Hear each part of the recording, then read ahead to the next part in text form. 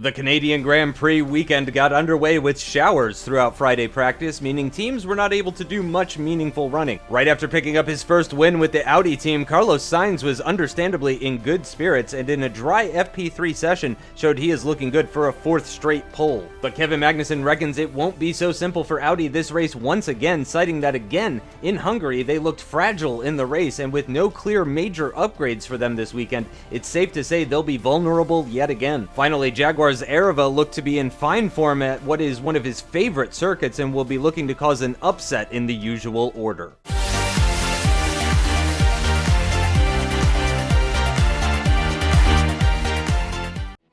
Taking a look now at the starting grid for today's Canadian Grand Prix. Once again, it is the Audis that were completely dominant during the Saturday sessions, with Carlos Sainz grabbing pole by nearly 2.5 tenths over his teammate Sergio Perez, with a nearly 4 tenths gap to Lewis Hamilton, who starts in third, and best of the rest once again alongside Antonio Giovinazzi in the Red Bull, who's got his teammate just behind in fifth position. Pierre Gasly and Antonio Giovinazzi both very happy with the qualifying at what is basically a power circuit. Max Verstappen in the Mercedes will start from sixth position. Aarava for the Jaguar team very happy with seventh, alongside Kevin Magnussen getting the better of the McLaren driver. Rounding out the top 10, we've got Pascal Wehrlein on row 5 in the other Mercedes, and he's joined on that row by Sebastian Vettel, who was very disappointed with 10th position, although not quite as disappointed as Daniel Ricciardo. Stoffel Vandoorne in the other Jaguar will start in 11th, a ways down from his teammate Nico Hülkenberg in the Renault in 12th. And there's that other Ferrari of Daniel Ricciardo way down in 13th position in the bottom half of the grid. He's joined on that row by Romain Grosjean in the Haas. In 15th position comes the other Renault of Delatraz. He's joined by Mick Schumacher in the Force India, doing a little bit better in the qualifying this time, starting ahead of Valtteri Bottas in the struggling Williams team, and also ahead of his teammate Esteban Ocon, who will, for the second time running, start just behind his teammate. Sergio Camara will start from 19th position in the other Williams, alongside Sergei Sirotkin in the Haas. And once again, Alfa Romeo slowest in qualifying, but seem a little bit closer to Haas and Williams than in previous qualifying sessions.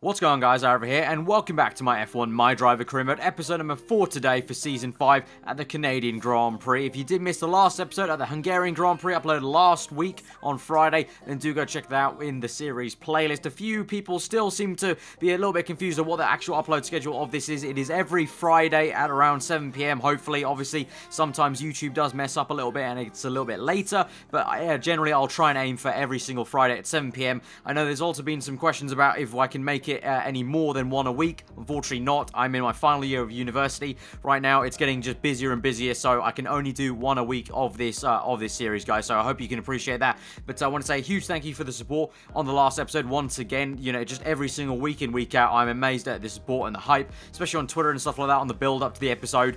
Just crazy. So thank you guys so much for that. I love reading the comments and everything and just seeing the reaction every single Friday. So thank you very much for that. But here we go at the Canadian Grand Prix. Decent qualifying, quite a close one. So I was hoping to maybe even get further than we did on the starting grid, because Canada is pretty much my favorite circuit in the F1 games and F1 as a whole, really. So I was hoping to be a little bit higher, but we did a pretty decent job considering it's a very, very close qualifying. The McLarens look to have picked up a little bit of pace compared to the Mercedes now. The season's still very premature, only the 4th round, so I still think reliability is going to be a big, big factor here with these brand new regulations in MyDriver Season 5. So let's just get straight into this and see how we go here at the Canadian Grand Prix. So here we go from P7 on the grid. Overcast conditions at the moment at the start of this race, but we go to 5 red lights for the Canadian Grand Prix. 5 red lights are out and we're underway. It's been a decent start from us, an even better one from Hamilton there, who goes down the inside of both the Audi cars, it looks like. We've got the other McLaren of Magnussen on our outside into turn 1. We'll try and stick around the outside. Gasly's trying to do the same, but he's been squeezed out by Verstappen. A little bit of a wheel bang there with Magnus on the right. He's still actually there on the right-hand side. You can see his front when he actually dives down the inside. We give him the room. He's on the inside line, but he goes slowly. Verstappen, I think, hit the wall there almost. and Gasly slowed down, so we've been bumped by Magnussen there onto the left-hand side. We've lost a lot of momentum, getting flustered here and getting swamped by Pascal Wehrlein. So Magnussen initially lost ground to me, basically, but then came swooping back, hit my side pod as I had to brake for Gasly, who was going slowly behind Verstappen. Then I kind of just got flustered behind Wehrlein, but it's fine. We've got it down the inside of the hairpin on the first lap still, and so we've re-overtaken him up into 8th place. But that was all from that kind of tap that Verstappen looked like he made on the wall to slow down Gasly. And speaking of the other Red Bull car, this is the view from Giovinazzi, and you can see from this view just how great of a start Hamilton actually got, but then he got squeezed out, and it's actually Giovinazzi, the one who actually benefits from that start. And into turn 1 and off the exit of turn 2, tries to go down the inside of Sainz, but Sainz's Audi is having none of it, and he eventually powers through and gets back up into second place. So it's Sergio Perez leading the way in the Canadian Grand Prix. Obviously, he had quite a torrid time last race at the Hungarian Grand Prix, going out with an engine failure quite early on, but so far so good for him in first and second Sainz there. But let's take a look at Magnussen here. So after overtaking me and flustering me with Wehrlein, Magnussen then goes on to try and overtake Pierre Gasly up ahead. He tries to make a move down the inside of the hairpin, pretty identical to the one I make just behind, you can see, but Magnussen squeezing Gasly out,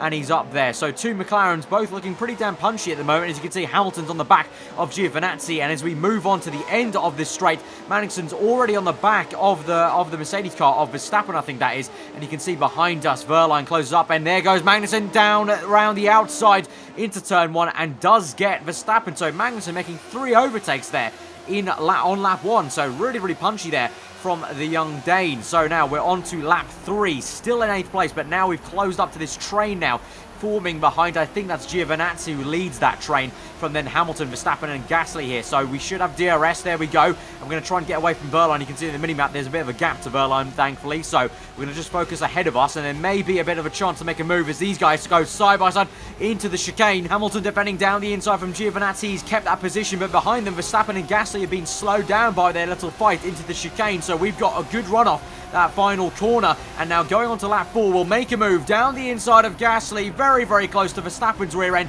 locking up a tad, but we're going to try and hang it around the outside. Gasly's going to try his best. We've got a bit of oversteer, even more oversteers. We get very close. Tap his front wing, still getting some oversteer. Gasly tries his best to hang around the outside, but you can see there on the side pod, oh so close stuff through that first chicane, but we've just about got it, and so that will be up into 7th place, I believe. Yeah, but up ahead, let's just update you for a second. That was Hamilton defending from Giovinazzi, and Magnussen is actually ahead of all these cars. So not only did Magnussen make 3 overtakes on lap 1, he then went on to overtake his teammate and Giovinazzi in one fell swoop in the next 2 laps somewhere. So Magnussen with great progress, and he now finds himself up in 3rd place. But we've got more pressing issues to worry about, because down into the hairpin, Gasly tries to make a move on the left-hand side. We've locked up quite large on the inside right front tyre, and Gasly's done a bit of an undercut move there, and we're going to try and squeeze him off on the right. It's actually worked out for us because he's lost quite a bit of momentum there, so definitely frightened him a little bit to maybe lift off a tad, but then that Red Bull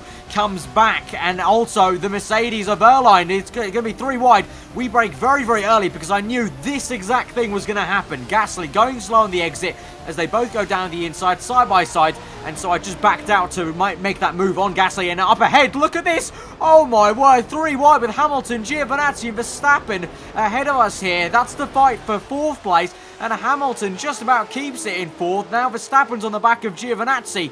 What a lovely scene we saw there. These 3 great drivers going 3 abreast into turn 1 up ahead of us. Wow, what awesome stuff we're witnessing at the moment in the Canadian Grand Prix. And then here is Kevin Magnussen at the moment in 3rd place, chasing down Sainz, who's also trying to chase down his teammate Perez. So just showing Magnussen, I don't know what he's drank this morning or what he's had for breakfast, but he's absolutely on it like a car bonnet at the moment, and he's storming away from Hamilton and potentially fighting the Audi. So we'll try and update you later on in the race, but let's get back to us. We're making an easy move with DRS on Wehrlein there, but I suspect it won't be over. But up ahead of us, look at that, we've got Verstappen going slowly, Hamilton going slowly. They've gone side by side in the chicane, and it's all manic. So many moves being made into that chicane, and so many people getting slowed down. Look at that behind us. I think it was 3 abreast again for a split second between the 2 Mercedes cars and Gasly there. So Absolutely crazy stuff. That chicane, that tight entry, allowing cars to go side by side, but just not enough to fully continue the momentum, is really throwing everything up into the mix. It's meaning that so many cars are getting slowed down so often at the end of the lap here. But we're on lap 6 at the moment, and these Ultra Softs are already starting to really go off on the rear end tyres. You can see how much wear we've got percentage-wise, and on the exit you can clearly see a bit of oversteer. And now Gasly, he has overtaken both Mercedes cars and managed to overtake Hamilton, and he goes steaming around the outside on the left-hand side, and we kind of just basically let him through because I've got no tyre wear to try and match him. I'll try and get the DRS off him and basically use that to my advantage, but I definitely have to come into the pits now on this lap. I don't know if any of these guys are, but I definitely have to come in because you can see just off the exit, again, look at that, in second and third gear, still getting a bit of wheel spin. I'm just not able to close up, so we're going to use DRS here just to our advantage. I'm hoping Gasly doesn't come in, actually, for my sake, so I can just charge straight in. Let's see, does he brake? Yes, he does, I think. Yeah, we just about make it through. Thankfully, don't crash into him. We slow it down, obviously. On this game, you do have to slow it down for the pit entry, so no longer can you just absolutely slam it into the Canadian pit entry. But here we come. So for a very early pit stop, I think, compared to other guys, but I really have worn my tyres out there on the rear end. So I'm hoping, from what I remember from last season, I believe the undercut worked quite well. Obviously, last season we saw quite a crazy race with about 4 stops sometimes for some of the top runners, and then we did see on the flip side people like the Haas team doing 1 stop. So I wonder if we'll get the same thing. The tyre wear should be pretty similar to last season, so I would expect maybe at least a 3-stop race from us today. But we're going to take a look at a replay there. So this is why Hamilton went so slowly along with Verstappen into the chicane. It's actually Giovinazzi making a move on him. He locks up, makes a huge mistake across the bump, slows him and Max down. We go down the inside, obviously on the left-hand side, and overtake Hamilton and Verstappen. And then behind us, look at that, 3 abreast, is Gasly and the 2 Mercedes cars fighting away. And Gasly makes the move successfully on both Mercedes cars, and then goes on to overtake Hamilton around the outside with a great bit of traction there, and the downforce kicking in for that Red Bull car. So for all the mistakes Gasly's made lately in this season so far, that was actually a fantastic little sequence of corners for him, as he makes 3 moves in the span of a straight and a corner, basically. So great stuff there from Gasly. And now he gets on the back of us, obviously, though, on the exit, and you can just see that little bit of oversteer, and immediately he's right on the back of us and overtakes us, obviously. So that's why I came in. And up ahead, you can see Giovinazzi's actually got quite a bit of a gap to the rest of this train, quite fast, so you can see how much we're probably losing time, or everyone was losing time behind me in that train. But anyway, we're moving on back to our POV now on lap 7. We're on the super soft tyres. We put on the set of super soft, so we are going to make quite an aggressive strategy, and we better be hoping it works out for us and it's the way to go, because at the moment we're in last place, actually, if you can see on the top left, fighting Ocon now up ahead for 21st place, and unable to actually slipstream and overtake him with DRS.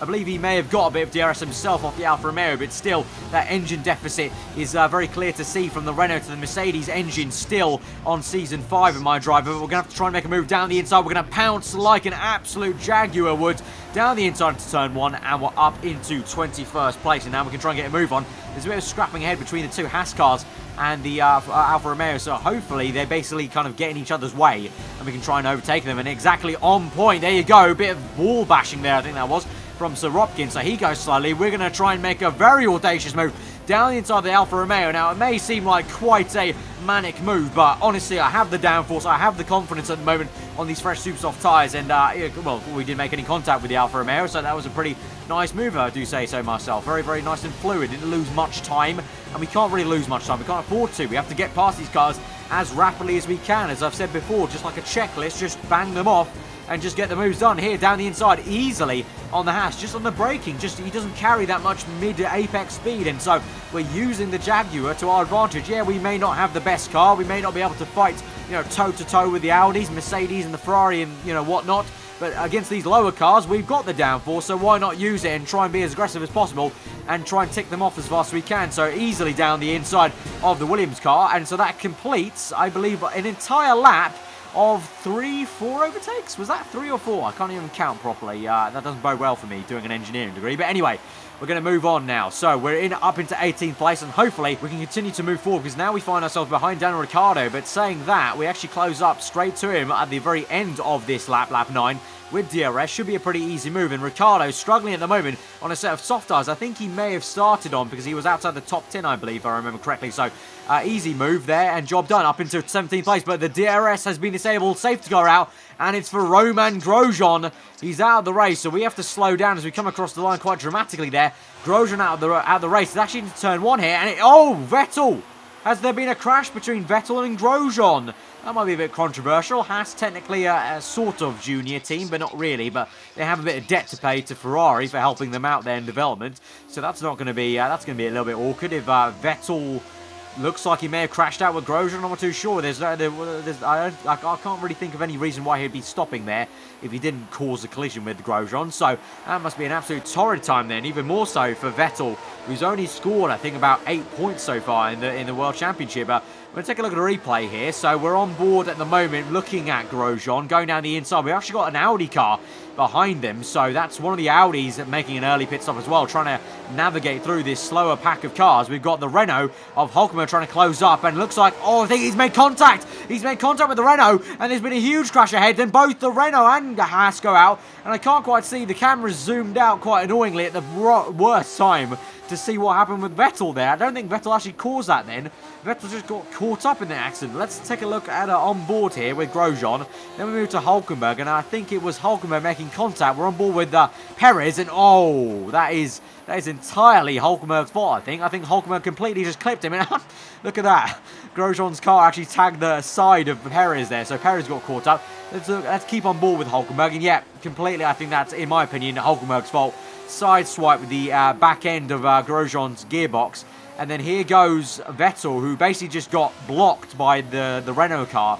And obviously in the game, he doesn't know what to do. So he just ghosts and stops in the first corner, unfortunately for him. So that's why Vettel was parked up at turn 1 there. So we move on now to lap 13. Safety car's in now. We're up into P5 as everyone made their pit stop under the safety car. So technically we lost out a little bit by not getting a free pit stop there. But obviously, as I mentioned, our tyre wear was far too much. But it's fine. We have still gained a little bit because we are now up in 5th place. We weren't before. So we find ourselves behind Giovinazzi, from then Perez.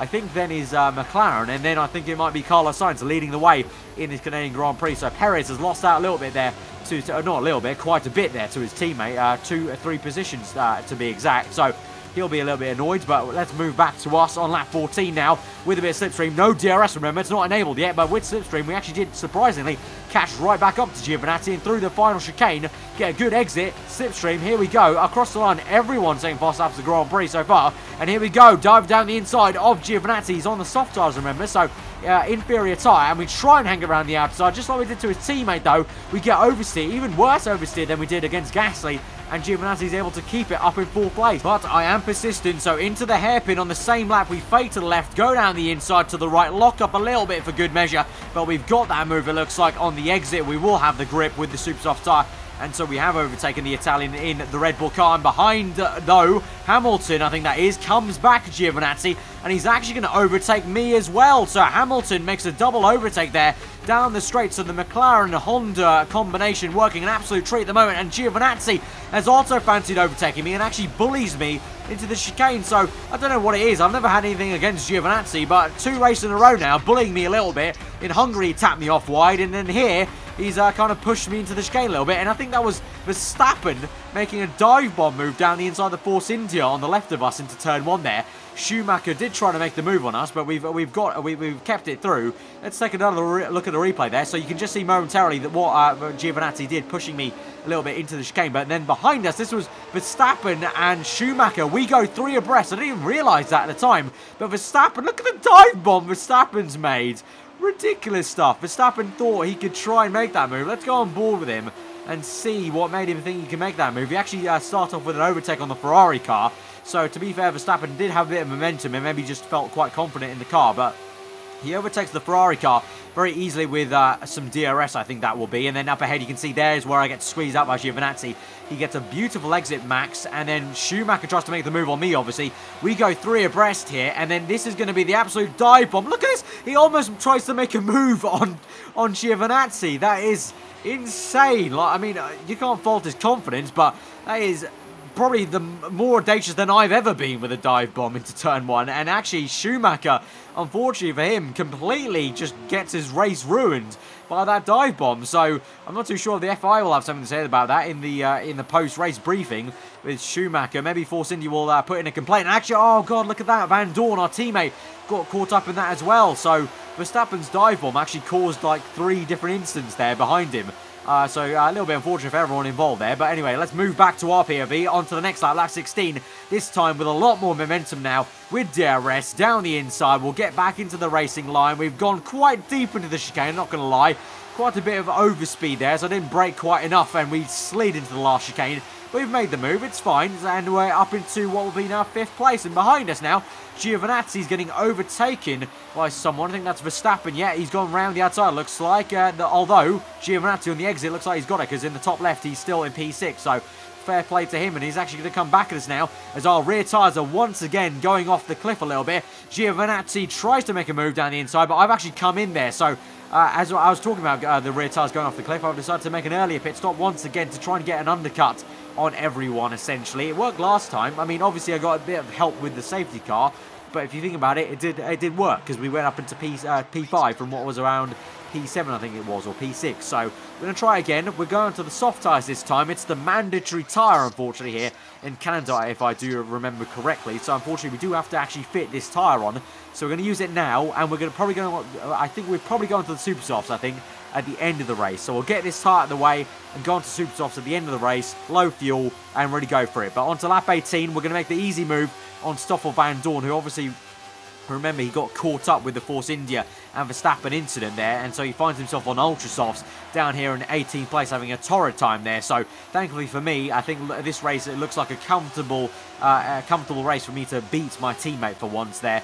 Obviously last time out we just narrowly beat him, but I want to keep that momentum going. But anyway, on to the next lap. We are right now on the inside of the Williams car, down the inside. Very easy move for us to make, and now we can try and get on the back of the next car, which will be the Haas of Sergei Sorokin. But saying that, the Williams car actually nearly comes back at us there in the proximity area. You can see an auto lock up, going quite deep, and so the Williams car has a look, but actually it's Vandoorne who makes the move, so good on for him. Stoffel makes that move, very opportunistic, and gets up the place on the Williams car. Anyway, back to us. We're right behind Sorokin, and we make a lovely move round the outside. Such an unorthodox place to make a move, but we just find the grip. I just felt the rev range there, and we just made it work round the outside to get enough momentum, and then we finish off the move down the inside in the same place we make the move on the Williams car. But that was a lovely entry into that second chicane. But now we move on to lap 21, away from us now. Take a look at this. This is Kevin Magnussen leading the Grand Prix, the Canadian Grand Prix. The two McLarens are 1-2 at the moment. We spoke about this at the very beginning of the episode with, Audi, even though they may be the fastest car outright over one lap, they still don't have that reliability in the race that you need to win a championship. And so far, it's not been smooth sailing for them at any race, at any point, because you can see behind the two McLarens, Sainz is only now trying to overtake one of the Mercedes cars for what will be 4th place. It's Wehrlein there. They go side by side, and Sainz unable to actually make the move, and he slows down so much through there that now the Red Bull of Giovinazzi's overtaken him. So there is Perez in the background of the Red Bull car. So that's Sainz in 5th place, Giovinazzi 6th, and Perez in 7th. So it's 2 McLarens and then 2 Mercedes cars. So no Audi in the top 4. Very, very surprising. And it looks like, to me, they have the same sort of issues they had in USA with a bit of an electrical fault, or just their engine having to be toned down a bit. But we move on to lap 22 now, the next lap, and this is Hamilton making a DRS pass, that was, on Kevin Magnussen. So now Hamilton leads the way in the Canadian Grand Prix, and behind them, that's finally Sainz, still trying to make the move on Wehrlein, and yet again, unable to make it into the chicane, gets squeezed out and loses so much momentum that Perez actually overtakes him. So now both Audis have swapped positions. Perez now in P5 and Sainz in P6. But then on the next lap, lap 24 as we go on to, this will be Sainz re-overtaking him. So the two Audis swapping positions every lap so far since lap 22 now. But Giovinazzi's been lurking around behind the two Audis, and by the end of lap 24, he goes for a move on the inside of, I think this will be Sergio Perez, I think. Goes down the inside of the chicane, goes quite aggressively over the curbing there, but he's made it stick, and so he's up into P6. And up ahead, you can see Sainz has managed to get away, not only overtake Perez, get away from him then, and he's also then managed to overtake Wehrlein. So Sainz up into 4th place, finally getting back into this race somewhat. So he's going to try and chase down Verstappen, I would imagine. But then moving back to Perez, who's now going so slowly, he finds himself just ahead of Gasly. So Perez really struggling with an issue that maybe Sainz has got fixed. And there he goes. Oh my word, Perez's engine's blown up for the second race in a row. And he is going to be gutted with that. And we move smoothly back into our POV. And you can see we're now up into 8th place because of that. But Perez, so unlucky for him. 2 races in a row now with an engine failure. And that will mean Audi, for I think all 4 races, have had an issue with at least one car not finishing in like the top 5 or even top 3 if Sainz continues on his work to try and maybe overtake Verstappen maybe at the end of the race. But wow, that is very, very unlucky for Perez. He's going to lose. That's, a potential, big chunk of points, not only his teammate, but for Audi's sake, with McLaren at the moment, still 1-2, I think. And also there you could see, briefly I think that was, Max Verstappen's out of the race. So Sainz is definitely going to get back into 3rd. And where's Verstappen here? He's parked it up, ghosting that's his car on the exit of the chicane. So did he crash into the Wall of Champions, perhaps? Verstappen out this race. So in the span of like 3 laps, 2 DNFs from 2 major players in the top 5, Perez and Verstappen out in this Grand Prix now. So let's take a replay of what happened to Verstappen. So actually, Sainz had already overtaken him at this point. Sainz already had him, and he's actually had an engine failure coming into the pit lane. And I'm guessing, oh wow, okay, that was let's ignore that. That doesn't happen in real life, but in the game, Verstappen just kind of got teleported to the track. I don't know why the game thought that was a good idea, but there you go. Well, on lap 28, we've now got a development because Hamilton has made an extra pit stop. He's onto Ultra Softs now, so it seems like just like the 2012 Grand Prix here in Canada, Hamilton, if he wants the win, he's going to have to push hard on fresher tyres and overtake some people who are going longer in this Grand Prix. Sainz on soft tyres, and it's not going to take too much because on lap 28, this same lap, Hamilton dives it down the inside. Brakes overheating so much, you can see them glowing as we went down the brake zone. But Hamilton wasting no time, and look at that, his teammate, who was in 1st place then, is also making a pit stop. So Magnussen's going to have to do the same thing. So Magnussen finds himself now in 3rd place. It's Sainz in 2nd, and Hamilton once again leads the Canadian Grand Prix with, very, very fresh Ultra Soft tyres. So we'll try and update you there and see if Magnussen overtakes Sainz to remake it. McLaren 1-2 here, but at the moment we're focusing on us because we're right behind Pierre Gasly. I would have said we're going to try and make a move into lap 29, but Gasly actually goes in the pits there, so I would have liked to have tried to make an overtake and overtake him on track, but there you go. Gasly couldn't make those tyres last, and we're actually going to go to the end on these soft tyres. So I thought we may have made a 3-stop work, but no, we're actually going to convert this into a 2-stop. We're going to try it. Maybe a little bit dangerous towards the end, but we'll try the 2-stop. Anyway, on to lap 30. I told you we'll try and update you on Magnussen, and there you go. Magnussen down the inside on Ultra Softs as well.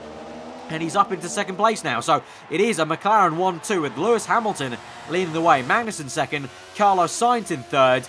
We are in 4th place at the moment because actually all the people ahead of us had made an extra pit stop. This is Verline going down the inside of me, and also Giovinazzi closing up on the exit off the corner. So these two had made an extra pit stop just like the 2 McLaren cars, and I'm going to the end of this Grand Prix, and unfortunately for me, I just don't have the tyre wear, and so Giovinazzi, we go side by side through the 3rd chicane on the lap, and Giovinazzi for now unable to overtake me, but Verline just dived down the inside where I made that move on the Haas car, and he was able to really easily get me on traction. And now Giovinazzi, I fear, may have the same sort of thing going on the exit of the hairpin. He's going to have DRS, he's got better traction, and at this point I just can't really do much, and I really just have to take the hit and accept that I think I'm just going to have to battle through for what will be at best 6th place, because look at my tyres. Absolute state of my tyres, but at this point I've committed to the 2-stop. There's no way I can make a 3-stop work now, so I'm going to actually just try and get to the end of this Grand Prix. I even try in the first corner here, try and close up to Giovinazzi, but on the entry to turn 2, you can see how much Giovinazzi is getting away from me already. And so we move on to the last lap of the Grand Prix, and look at those rear tyres. They're in the brick orange, and at this point I'm actually worried about a puncture on my rear tyres. So I'm taking it very, very easily. Meanwhile, though, as he comes across the final 2 corners there, Lewis Hamilton's going to come across the line to win the Canadian Grand Prix. It's going to be a 1-2 for McLaren Honda. Who would have thought? So far, 4 races, 4 different winners here in Season 5 of MyDriver, and Lewis Hamilton goes on to win that, and we limp home in 6th place, taking it very easily there to nurse these tyres home. But what a hectic and manic Canadian Grand Prix, so unpredictable so far this season, with 4 different winners, and the McLarens were 1-2. I really couldn't have called that. And once again, Audi, have work to do, clearly. They may be outright fastest in qualifying by even 8 tenths, but they just don't have it in the race. Their engine just can't cope, it seems, along race distances. And even, really, that goes for every single team, it looks like. Every team is susceptible to failures, and so much unreliability with these brand new, very raw V8 hybrids. But I think we've done a pretty decent job to say everything. I mean, we made 1 less stop. I mean, we followed pretty much what everyone else did. I mean, everyone, you can see, pretty much made the 2 stop. It's just the fact that I went a lot earlier because I was planning the 3 stop, but then towards the end of the race I thought it was more worth just trying the 3 stop, and honestly I don't think I could have made the 3 stop work. Just didn't have the pace compared to the likes of the Mercedes cars and the Red Bull cars. So I think we've done a pretty decent job to come bogged down the middle of the top 10 there in P6, and obviously to be our teammate who did get bogged down by that crash with Verstappen and Schumacher. But in the Constructors' Championship, that's gonna mean quite a bit. But moving on to the drivers first, you can see Sainz still stays in first place. So although he had a bad day, he still ends up on the podium and got enough points to be in first place by 55 to Verline's 53. So Verline's still doing very, very consistent job and is actually outshining Verstappen at the moment, which is surprising to see. Hamilton now moves up into 3rd place there with 49 points. Vandoorne down to 4th there. Perez 5th, and we're very, very, well, I was going to say very, very close. We're level on points with Perez now after that engine failure. So Perez has a lot of work to do, and he'll be praying to the F1 gods his engine doesn't conk out next race. But we're in 6th place there, level on points, and Magnussen in 3rd place there with 7th place there with 33 points. Verstappen in 8th, and Giovinazzi and Gasly 9th and 10th respectively. And as I mentioned before, Vettel still down there with only 8 championship points to his name. In the Constructors then, that means Audi lead the way with 95 points. Jaguar in 2nd, that's us in 87 points in 2nd place, just ahead of McLaren, who are now very, very much close behind in 3rd place. Mercedes 4th, Red Bull Racing in 5th, and Ferrari there in 6th. But such a close-knit, I would say, top 4, I would say, and then you got a close battle between the Red Bull cars and Ferraris. But as I mentioned before, I would be very surprised to see if Red Bull and Ferrari, both of them, don't catch up to the top 4, and I think it's looking like a very, very close Constructors fight this season. It's looking like a absolute worldly of a championship so far, with 4 different winners, 4 different Constructors. It's gonna look very, very tasty. But guys, if you have enjoyed that episode, smash the like button. Let me know what you thought in the comments below, and you're do subscribe for weekly forum content. I've been Aarava, hope you have a rest of the day, and I will see you guys next time.